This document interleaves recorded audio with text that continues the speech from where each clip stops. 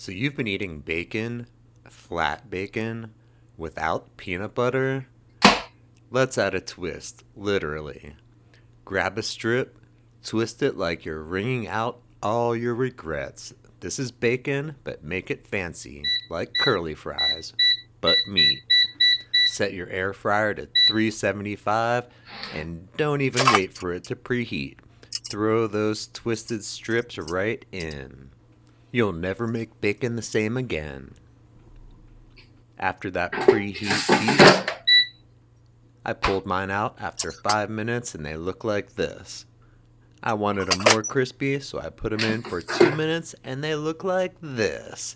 Perfect.